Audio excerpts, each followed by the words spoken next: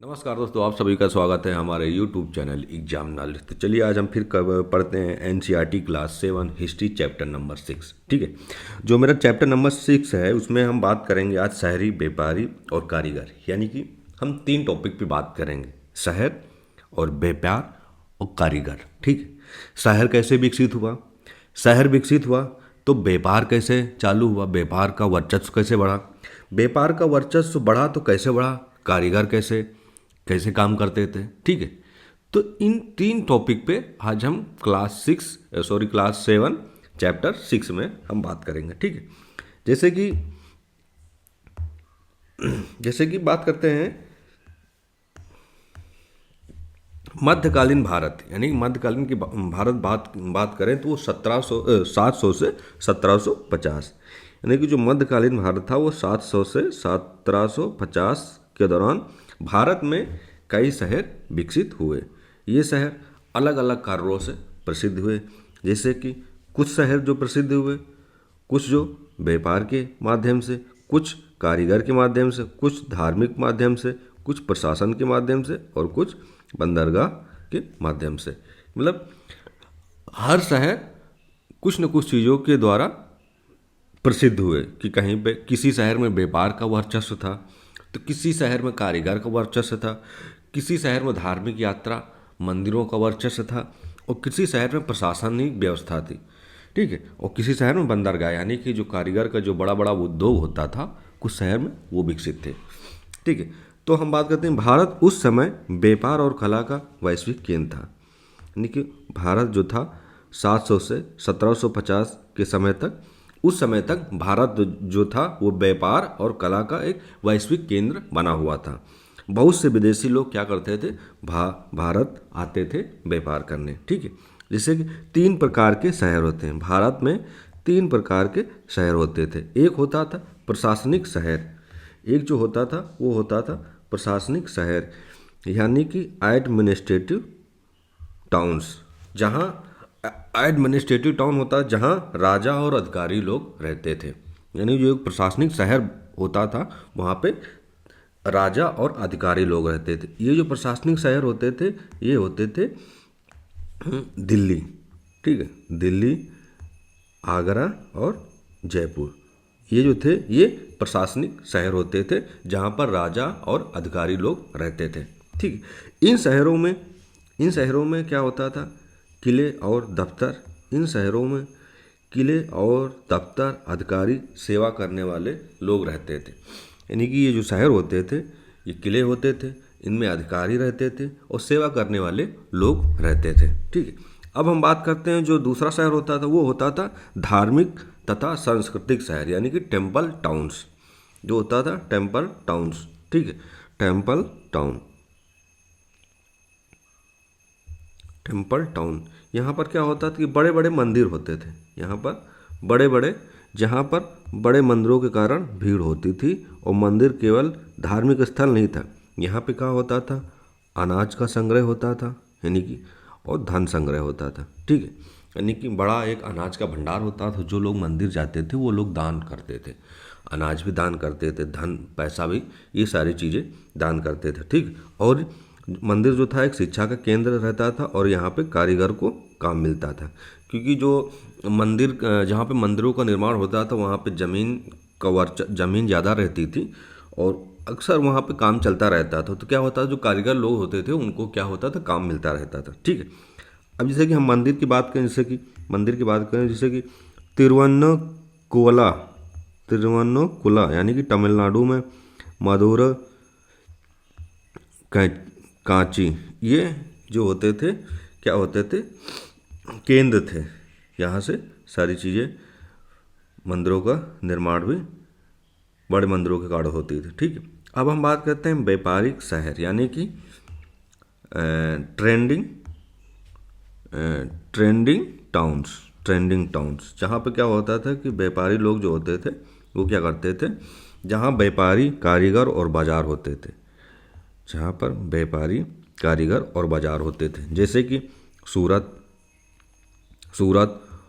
होरे उड़ीसा और खम्बे गुजरात, यहाँ पे व्यापार का एक केंद्र होता था, यहाँ पे कारीगर होते थे और ये एक बाजार का बहुत बड़ा केंद्र होता था।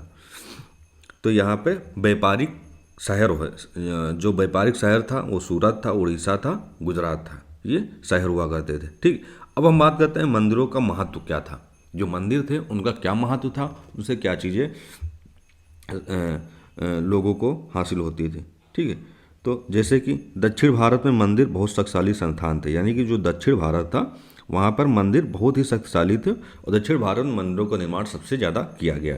ठीक, मंदिर के पास बहुत सी ज़मीनें और धन थे, जिससे क्या होता था कारीगरों को, जैसे कि भी हमने बताया मंदिर के पास बहुत सी ज़मीन और धन होता था, जिससे क्या होता था कारीगरों को रोजगार मिलता था। धन होता था, ज़मीन होती थी, तो ज़मीन पे कुछ न कुछ निर्माण होता रहता था, तो जो धन का जो संग्रह होता था उससे क्या होता था कारीगरों को, मजदूरों को वो पगार के रूप में देते रहते। ठीक, और क्या होता था व्यापारी आते थे।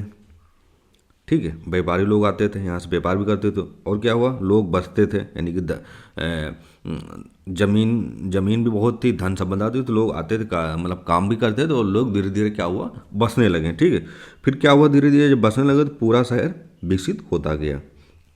ठीक है, विकसित हो गया होता गया। अब हम बात करें जैसे कि जो चोल वंश था, जो चोल वंश का जो शासक था, जब चोल वंश शासन किया तो चोल वंश ने मंदिरों का बहुत ही ज़्यादा निर्माण करवाया। ठीक है, चोल वंश ने बहुत बड़े मंदिर बनवाए। ठीक है, जैसे कि तंजावुर का बृहदीश्वर मंदिर। ठीक है, यानी कि जो चोल वंश के जो शासक थे उन्होंने मंदिरों को बहुत निर्माण करवाया। यहाँ मंदिर केवल पूजा की जगह नहीं थे, मंदिर जो था वो पूजा की जगह नहीं थी, जैसे कि शिक्षा का केंद्र भी रहता था। ठीक है, दान की जगह भी होती थी और कारीगरों का हब होता था और व्यापारियों को गतिविधियों का केंद्र होता था। यानी कि जो व्यापारी लोग आते थे ये अपना से व्यापार भी करते थे और यहाँ से व्यापार करके जाते भी थे, सारी चीज़ें। यानी कि मंदिर एक आस्था का केंद्र ना होकर, आस्था का भी केंद्र था, लेकिन आस्था के केंद्र के साथ साथ वो शिक्षा का केंद्र था, दान की जगह भी थी, कारीगरों का हब भी था और व्यापारियों का भी हब था। यानी कि ये 4-5 चीज़ें भी मंदिर के निर्माण के बाद जो थी ये होती रहती थी। ठीक है, अब हम बात करते हैं कारीगर और उनकी कला। कारीगर और उनकी कला, मध्यकाल में कई तरह के कारीगर होते थे। जो मध्यकालीन था वहाँ पर क्या, मध्यकाल में कई तरह के कारीगर होते थे, जैसे कि सोनार यानी कि जो सोने के कारीगर होते, बढ़ाई जो लकड़ी का काम करते थे, लोहार यानी कि जो लोहे का काम करते थे, लोहा पीटते थे, बुनकर यानी कि जो बिनते थे, जो कपड़े का जो व्यापार करते थे वो लोग बिनते डिजाइन बनाते थे। मूर्तिकार, ये मूर्तियाँ भी बढ़ाई लोग बनाते थे। तो ये जो था मध्यकाल में कई तरह के कारीगर होते रहते थे। अगर हम बात करें तो सबसे प्रसिद्ध जो कारीगर थे वो दक्षिण भारत के थे। जो सबसे प्रसिद्ध कारीगर थे वो कहाँ के थे, दक्षिण भारत के। जैसे कि विश्वकर्मा कारीगर जो होते थे ये लोग क्या करते थे, मूर्ति बनाते थे। ठीक है, सालियार जो कारीगर थे ये क्या करते थे, कपड़ा बुनने का काम करते थे। सालियार ये कपड़ा बुनने का काम करते थे, ये मूर्ति बनाने का। और चित्रकार यानी कि ये चित्रकार थे, ये क्या थे, चित्रकार थे। ठीक, कारीगर अपने घरों में या कारखानों में भी क्या करते थे, काम करते थे। अब उनके घर में स्पेस जगह रहती थी तो वो घर में भी काम करते थे, नहीं इतने सुविधाएं थी तो वो जाते थे बड़े बड़े जो कारखाने थे वहाँ पे जाके काम करते थे और अपनी मजदूरी लेते थे। ठीक, अब हम बात करते हैं हस्तशिल्प की खासियत, यानी कि जो हस्त चीज़ जो बनाई जाती थी हस्तशिल्प, उसकी क्या खासियत थी। हस्तशिल्प की जो खासियत थी वो बारीकी कढ़ाई, यानी कि एक बहुत ही महीन और बारीकी से कढ़ाई की जाती थी। ठीक, और धातु कला थी। पत्थर और लकड़ी की नक्काशी, यानी कि पत्थर और लकड़ी की क्या होती थी, डिजाइन बनाती थी। ठीक, रेशमी और सूती कपड़ों का भी क्या होता था, डिजाइन बनाया जाता था। ये हस्तशिल्पियों का एक काम करने की एक अलग ही कला थी, यानी कि वो हस्तशिल्प हाथ से ही ये चीज़ें बनाते थे और जो व्यापार के लिए काफ़ी खासियत थी। ठीक, अब हम बात करते हैं व्यापारी और व्यापार का प्रकार। ठीक, व्यापारी कई तरह के होते थे, व्यापारी जो थे वो कई तरह के होते थे। एक व्यापारी होते थे स्थानीय, यानी क्या स्थानीय व्यापारी वो होते थे जो अपने स्थान में ही व्यापार करते थे, कोई चीज़ों का बुनाया या कोई चीज़ों का अपने हाथों से बनाया, उसके बाद स्थान अपने ही नज़दीकी आसपास के लोकेशन में जाके वहाँ पे बेच देते थे। तो वो क्या होते थे, स्थानीय व्यापारी। स्थानीय व्यापारी जो गांव-गांव जाकर क्या करते थे, चीज़ें बेचते थे। ठीक है, ये होते थे स्थानीय। अब बड़ा व्यापार यानी कि लॉन्ग डिस्टेंस ट्रेडर्स, ये जो बड़ा व्यापार होता था इनका इनका काम, ये जो समुद्र और ज़मीन के रास्ते से दूर दूर देशों तक क्या करते थे, व्यापार करते थे। यानी कि समुद्र के रास्ते से भी जाते थे और ज़मीन के रास्तों से भी जाके दूर दूर व्यापार करते थे। यानी कि एक शहर से दूसरे शहर में, दूसरे शहर से तीसरे शहर में, समुद्र के रास्ते से दूसरे देश में भी जाते थे, क्या करते थे, अपना व्यापार करते थे। ठीक, इन्हीं चिट्ठियों यानी कोमट, मारवाड़ी व्यापारी, मुस्लिम व्यापारी, गुजराती बनिया कहे जाते थे।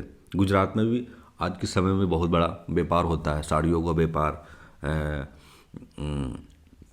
जैसे कि बात करते हैं व्यापारियों का समूह जहाँ सब मिलकर रहते थे। ठीक है, एक है व्यापार, माल भेजना, सुरक्षा का ध्यान रखना, कानूनी व्यवस्था पर ध्यान रखना, सब कुछ तय करते थे जो भारतीय खिलाड़ी थे। ठीक है, अब दक्षिण भारत का मशहूर व्यापार समूह था। जो दक्षिण भारत था वो एक बहुत ही मशहूर व्यापार का समूह था, मंजूसा और एनुरुगम, जो विदेशों से व्यापार करते थे। यानी कि मंजूसा और एनुरुगम जो विदेशों से व्यापार करते थे। अब हम बात करते हैं सूरत। सूरत आज के पहले के भी समय में बहुत बड़ा व्यापार का केंद्र था। आज भी अगर हम देखें तो बहुत बड़ा व्यापार का केंद्र सूरत गुजरात में स्थित है। गुजरात का एक शहर है सूरत, वहाँ पे। ठीक है, जैसे कि हम बात करते हैं सूरत की, तो सूरत उस समय अंतर्राष्ट्रीय व्यापार का मुख्य केंद्र था। क्योंकि सूरत था वो अंतर्राष्ट्रीय व्यापार का मुख्य केंद्र था। सूरत से जो चीज़ें को कला के रूप में, हस्तशिल्प रूप में जो चीज़ें बनती थी वो पूरे अंतर्राष्ट्रीय यानी पूरे देश विदेशों में जाया करते थे। ठीक है, सूरत में जैसे कि मसाले का व्यापार था। ठीक है, कपड़े का व्यापार था, रतन यानी कि हीरा मोती, ठीक है, चावल का व्यापार था और चीनी का व्यापार था। ठीक, ये जो सूरत में कई व्यापार थे, मसाले का था, कपड़े का था, रतन, हीरा मोती, चावल, चीनी, इन सब चीज़ों का सूरत में बहुत ही बड़ा केंद्र था, व्यापार का एक हब केंद्र था।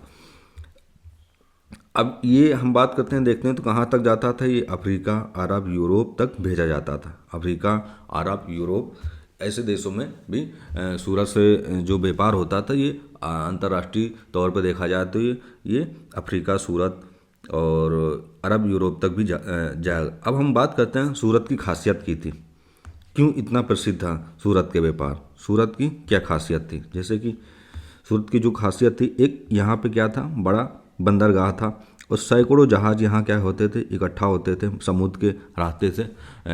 समुद्र के रास्ते से व्यापार करना भी थोड़ा आसान होता था, क्योंकि वहाँ पर चीज़ें देख रेख की जो तौर पे कम होती थी। वहाँ पे समुद्र के रास्ते से क्या होता था कि लूटपाट कम होता, तो समुद्र के रास्ते से व्यापार करना थोड़ा सा ठीक ठाक था। ठीक है, विदेशियों की फैक्ट्री थी सूरत में, व्यापारियों का एक बहुत बड़ा गोदाम रहता था। यानी कि जो सूरत की जो खासियत थी, एक बहुत बड़ा बंदरगाह, एक बहुत बड़ा हब होता था और सैकड़ों जहाज, यानी कि समुद्र किनारे जो सूरत था उसके किनारे सैकड़ों जहाज खड़े रहते थे। इसलिए सूरत से समुद्र के रास्ते से व्यापार करना भी बहुत आसान रहता है, जिससे सुरक्षा के तौर पर देखें तो वहाँ पे कम देख रेख में सारी चीज़ें सॉल्व होती रहती थी। क्योंकि ज़मीन के रास्ते से व्यापार करना थोड़ा सा कठिन होता था, लूटपाट होता रहता था। ठीक है, विदेशियों की फैक्ट्री थी सूरत में, जो विदेशियों की जो फैक्ट्री थी वो सूरत में थी।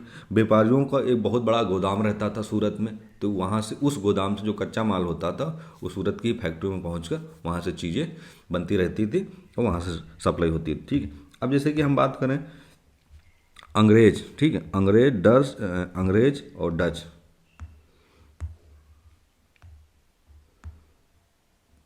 अंग्रेज डच पुर्तगाली व्यापारियों ने यहाँ पे क्या किया था, कारखाने बनाए थे।